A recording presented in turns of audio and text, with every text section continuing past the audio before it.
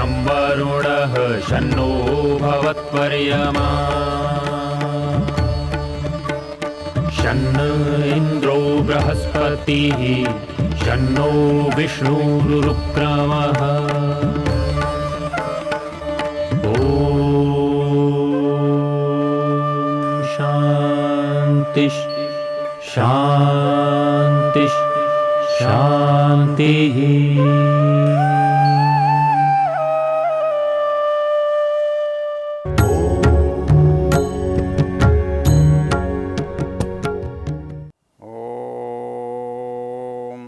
आवातवाहि भेषजं विवातवाहि यद्रपः त्वं हि विश्वभेषजो देवानां दूत ईयसे।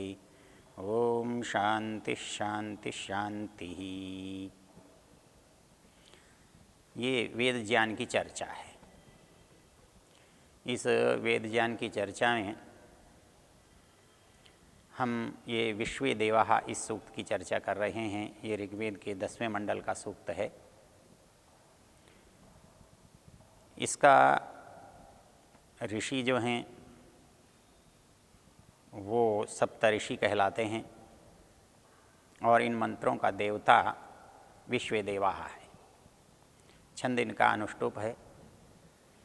विशेष रूप से इसमें वायु का वर्णन है, वायु की महत्ता बताई गई है, वायु की प्रशंसा की गई है। इस बात को हम इस तरह से समझ सकते हैं जैसे ये संसार पांच भौतिक है, पंच महाभूतों से बना हुआ है।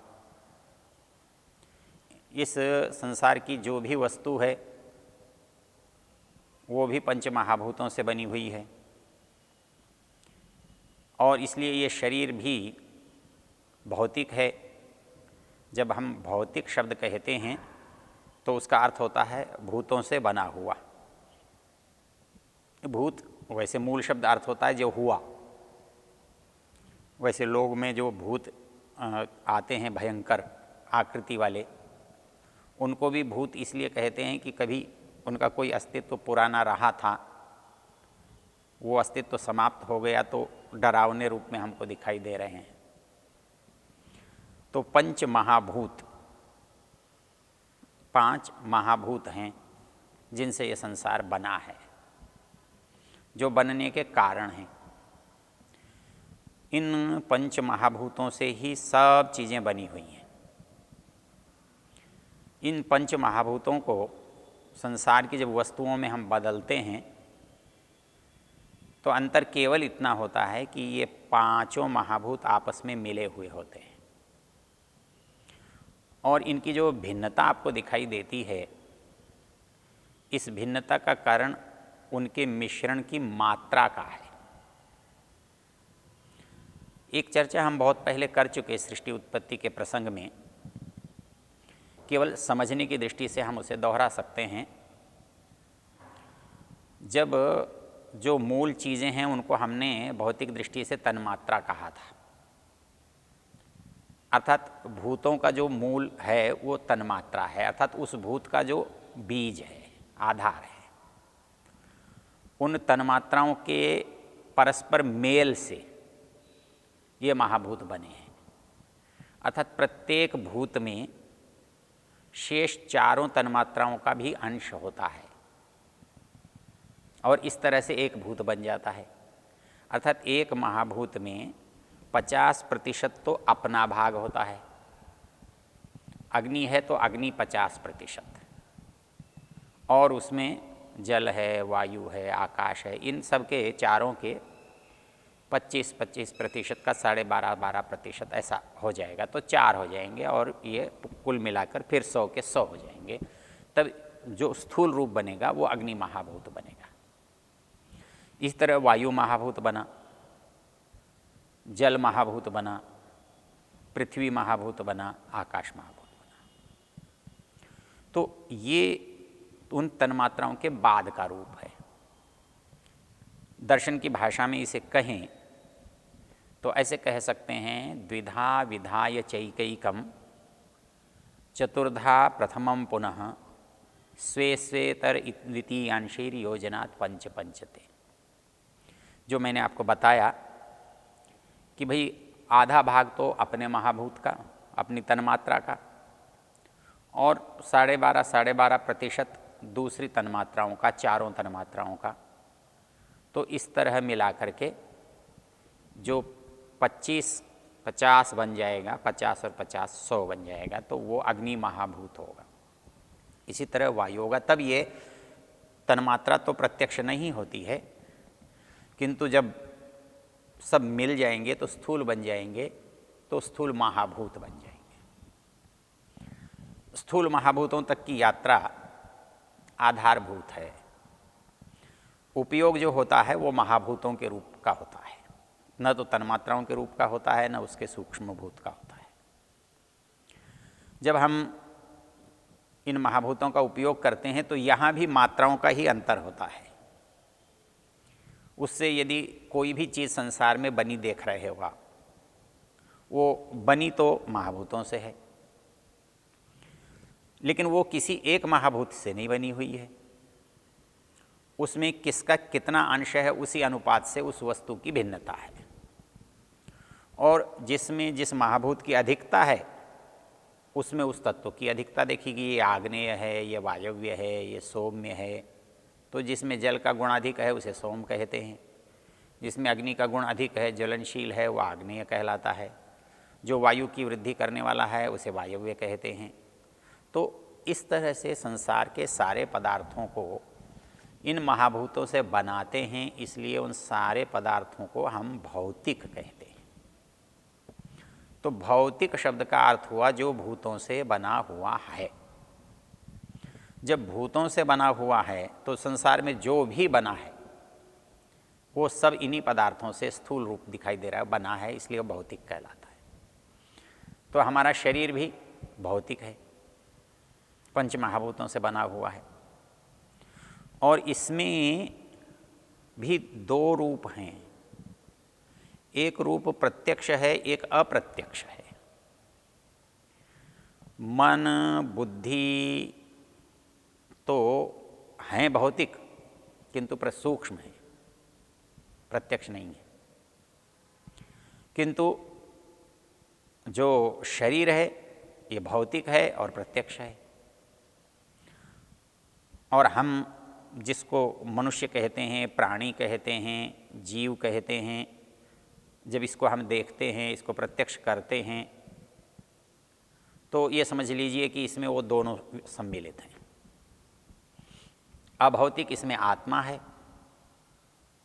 भौतिक के दो भेद हैं, एक शरीर है, एक मन बुद्धि है। तो ये दोनों जो चीज़ें हैं उनको हम आयुर्वेद की भाषा में जब समझते हैं,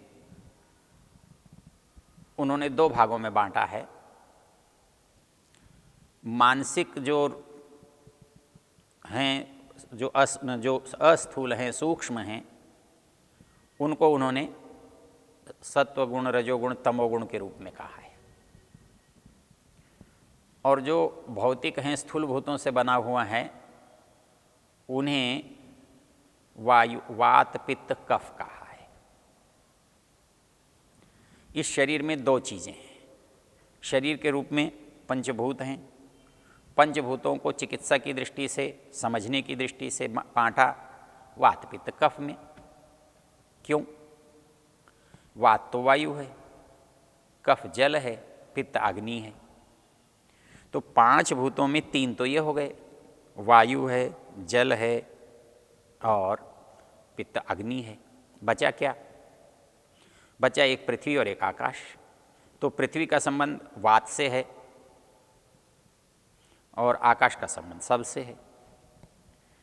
जो सुशीलता है वो आकाश से है, जो पार्थिव रूप है, स्थूलता है, वो सब में है, लेकिन मुख्य रूप से कफ में पाई जाती है। तो इसलिए उसको संक्षेप कर दिया, तीन में कर दिया, वात, पित्त, कफ।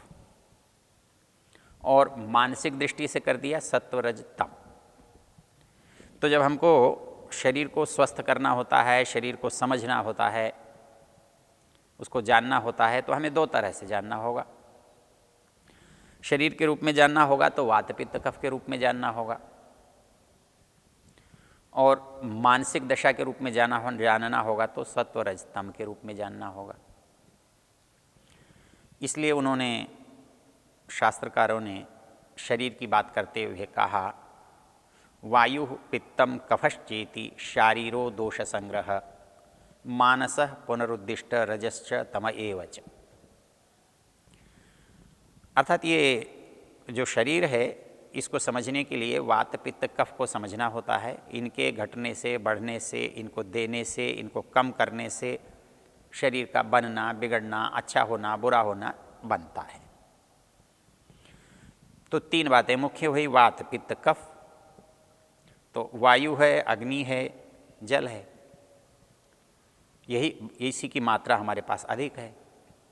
शरीर में अग्नि है जिसके कारण से गर्मी है, चेतना है, संज्ञा है, पाचन है, क्रिया के वात के कारण क्रिया है, और जल के कारण से संचार हो रहा है रक्त का, और उसके कारण से हमको ऊर्जा मिल रही है भोजन से, जल से। तो हमको जो शरीर में ऊर्जा प्राप्त हो रही है या प्रयोग करने के बाद जो निष्कासन हो रहा है वो भी इसी का रूप है। हम वायु को काम में ले रहे हैं तो वायु का स्पष्ट रूप से हम उपयोग करते हैं और इससे शरीर को घटाते हैं, बढ़ाते हैं, बनाते हैं, बिगाड़ते हैं। जब वायु कुपित हो जाती है तो शरीर दूषित हो जाता है, और वायु स्वस्थ होता है तो हमारा शरीर भी स्वस्थ होता है। इसी तरह से अग्नि है, अग्नि भी हमारे शरीर के अंदर विद्यमान है। वो वायु का सूक्ष्म रूप प्राण है, इसलिए हमारे शरीर में प्राणाग्नियाँ काम करती हैं। वो अग्नियाँ शरीर के धातुओं का, मलों का संचारण, परिपाक करती हैं, भोजन का पाक करती हैं, उसके बाद धातुओं का है, उसके बाद और उससे आगे की जो वस्तुएं शरीर में बनती हैं, माँ अन्न से अन्नाद्रसम ततो रक्तम रक्तान मांस प्रपद्यते। कहता है कि जल, आपने भोजन किया, भोजन से रस बना, रस से रक्त बना, रक्त से मांस बना, मांस से मज्जा बना, मेद बना, अस्थि बना और शुक्र बना। इस तरह से ये क्रिया हमारी अग्नियों के द्वारा एक से दूसरे में बदलती है। तो यहाँ इन्होंने कहा कि वायु पित्तम कफश्चेति शारीरो दोष संग्रह। सामान्य रूप से हम दोष शब्द का अर्थ समझते हैं बुराई, लेकिन दोष का अर्थ बुराई नहीं होता। ये बुरे का आधार भी होते हैं और अच्छाई का परिणाम भी होते हैं। ये निर्माण भी हो रहा है, निर्माण से बचे हुओं को बाहर भी निकाल रहे हैं। तो वायु को बढ़ाते हैं घटने पर तो दोष है, लेकिन बढ़ा रहे हैं क्योंकि घटा हुआ है। घटा हुआ है तो बढ़ाया, और बढ़ा हुआ है तो घटाएंगे। तो वात बढ़ा हुआ है तो वात को घटाएंगे, पित्त बढ़ा हुआ है तो पित्त को घटाएंगे, कफ बढ़ा हुआ है तो कफ को घटाएंगे, और यदि घटे हुए हैं तो इनको बढ़ाएंगे। और क्योंकि सारे संसार के पदार्थ भी भौतिक हैं और शरीर भी भौतिक हैं, तो ऐसे ही पदार्थों से शरीर घटता है और ऐसे ही पदार्थों से बढ़ता है। इसलिए इस शरीर के लिए भोजन की आवश्यकता पड़ती है, क्योंकि भोजन के माध्यम से हम उन पदार्थों को शरीर में पहुंचाते हैं। श्वास प्रश्वास की आवश्यकता पड़ती है, हम श्वास प्रश्वास से उन पदार्थों को अपने अंदर लेते हैं, और जल के माध्यम से लेते हैं। अग्नि उनसे उत्पन्न होता है शरीर के अंदर, वो उन पदार्थों से। तो अग्नि जल वायु, तो अग्नि जल वायु, इनके द्वारा हम इन भोजन में ये सब तत्व शामिल होते हैं। जब इनको हम लेते हैं तो पृथक पृथक और दिखाई नहीं देते। वायु पृथक दिखाई देता है, जल पृथक दिखाई देता है, भोजन पृथक दिखाई देता है। भोजन में अधिकांश भाग पृथ्वी का है, जल का है, जल और पृथ्वी है, वायु है। जल पृथ्वी वायु, इनसे जो काम करता है वो प्राण है, और वो अग्नि रूप है, तेज रूप है, चेतना रूप है। तो उससे क्रिया होती है, गति होती है, वायु आदि से हमको दिखाई पड़ती है। ये तो स्थूल शरीर की बात है। किंतु जो इसके अंदर दूसरा तत्व है, जिसको हम मन बुद्धि कहते हैं, वो प्रभावित होता है रजोगुण और तमोगुण से। वो बना हुआ है रजोगुण तमोगुण रूप में, यद्यपि वो भी भौतिक है, क्योंकि इन पदार्थों में जो वस्तु है वो है वात पित्त कफ, जो उनका गुण है सत्व रज तम। अर्थात एक वस्तु होने पर भी सतोगुण को बढ़ा सकती है, रजोगुण को बढ़ा सकती है, तमोगुण को बढ़ा सकती है, या इनको घटा सकती है।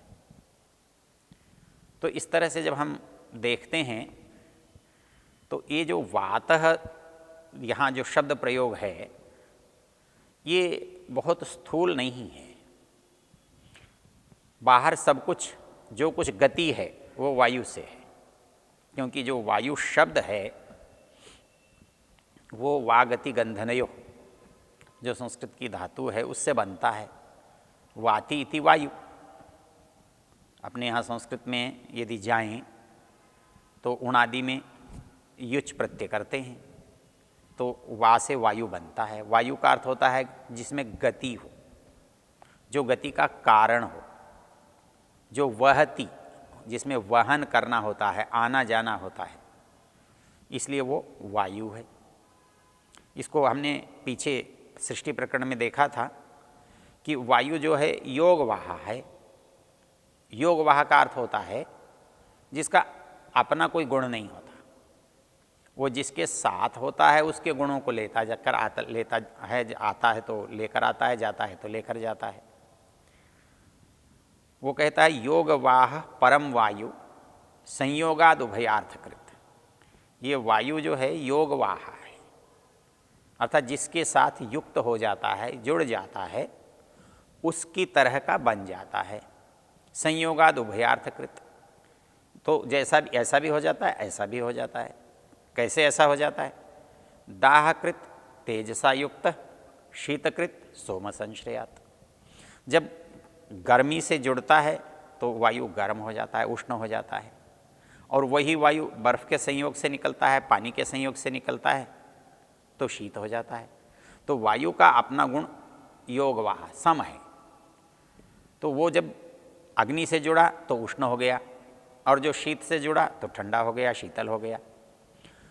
तो ये जो गुण है संयोगाद उभयार्थकृत, तो वायु उन गुणों को लेकर के काम करता है। तो इसलिए वायु में जैसे भी पदार्थ आप डालेंगे वैसे ही पदार्थों को वो शरीर के अंदर ले जाएगा, या जैसे पदार्थ आप डालेंगे शरीर से बाहर ले जाएगा। तो इस वायु को समझने के लिए हम इस मंत्र के इन शब्दों को ध्यान से देखें तो शरीर के इस रचना और क्रिया का हमको पता चलता है, जो हमारे जीवन का आधार है।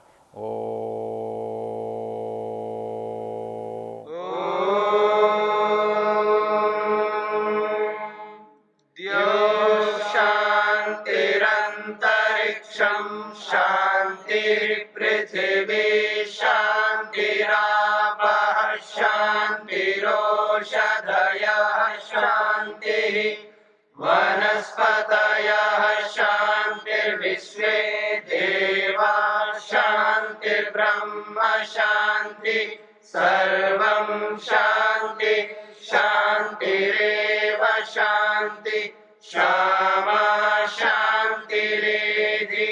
ओम शांति शांति शांति।